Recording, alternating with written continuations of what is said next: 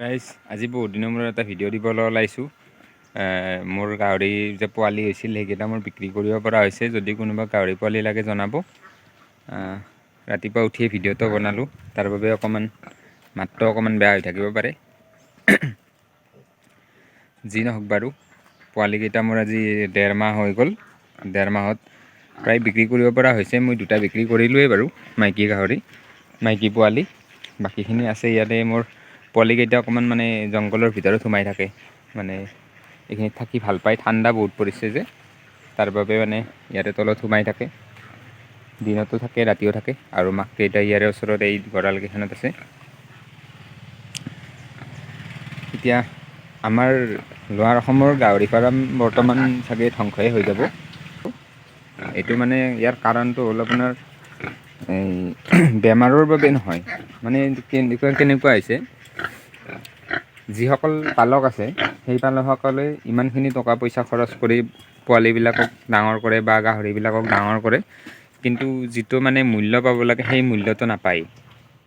আমাৰ ইয়াতে যিসকল ব্যৱসায়ী আছে, এই ব্যৱসায়ীসকলে বৰ্তমান চান্স লৈ আছে যে দামটো বাহিৰৰ যিবিলাক ব্যৱসায়ী আছে তেখেতসকলে আমাৰ এইফালে গাহৰি উঠাবলৈ অহা নাই।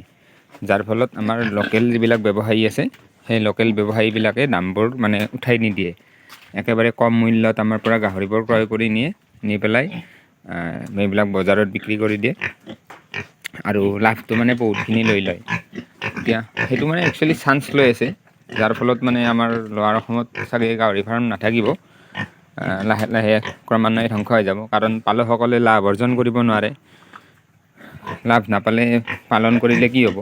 এতিয়া কিছুমানে হয়তো এনেকুৱা হয়, কিছুমান সৰু সৰু গাহৰি পালকবিলাকৰ কেনেকুৱা হয়, তেখেতসকলে হিচাপটো নকৰে যে কিমান টকা খৰচ হ'ল গাহৰিটোৰ ক্ষেত্ৰত।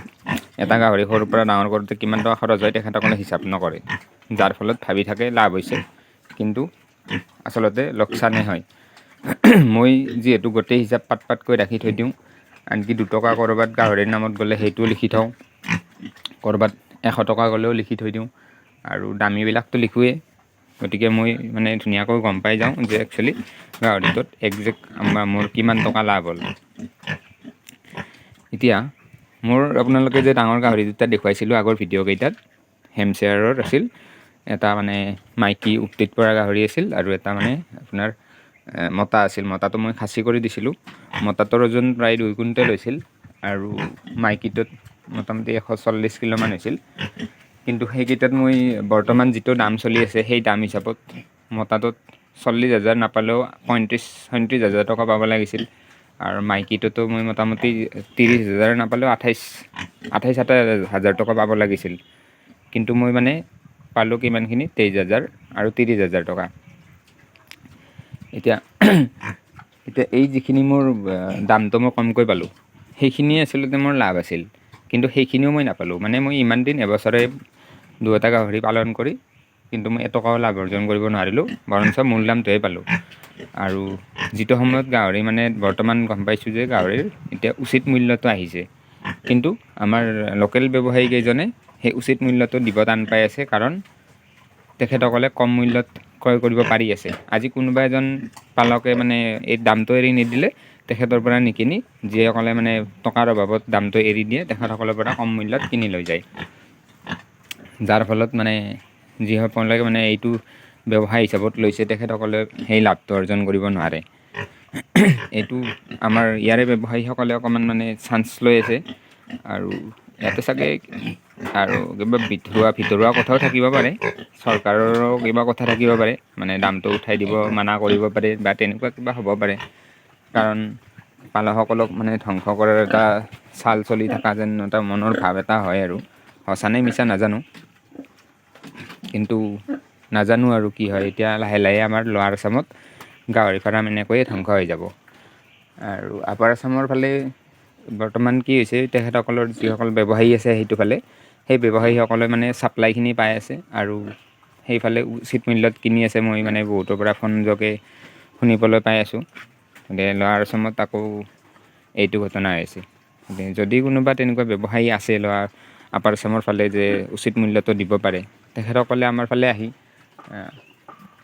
গাহৰি যেতিয়া ক্ৰয় কৰিব, তেতিয়া হয়তো আমাৰ পালকসকলে উচিত মূল্যটো পাব। গতিকে তেখেতসকলক মই ৰিকুৱেষ্ট কৰোঁ, মোৰ গাহৰি সেই দুটা বিক্ৰী হ'ল বাৰু, কিন্তু আমাৰ ইয়াতে ওচৰে পাঁজৰে বহুখিনি মানুহৰ গাহৰি আছে, যিসকলে মানে সেই উচিত মূল্যটো পাব বিচাৰি আছে, কিন্তু পোৱা নাই, যাৰ বাবে গাহৰিবোৰ এৰি দিব পৰা নাই, মানে মাংসৰ বাবে যিবিলাক বনাইছে গাহৰি।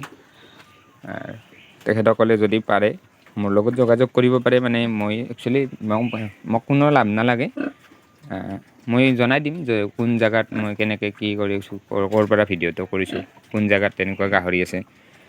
যদিহে গাহৰিৰ নাটনি হৈছে, তেখেতসকলে আহি আমাৰ ইয়াতে তেখেতসকলে হয়তো বৰ্তমান যিটো মূল্যত কিনিছে তাতকৈ 2 টকা কমত কিনিব পাৰিব। কাৰণ আমাৰ ইয়াতে ব্যৱসায়ীসকলে বৰ্তমান 2 টকা 3 টকা নহয়, মোটামুটি বহুখিনি কম মূল্যত কিনি আছে। যি নহওক বাৰু, আৰু মোৰ পোৱালিকেইটাও বিক্ৰী কৰিব পৰা হৈছে। যদি কোনোবাক লাগে মোক জনাব পাৰে।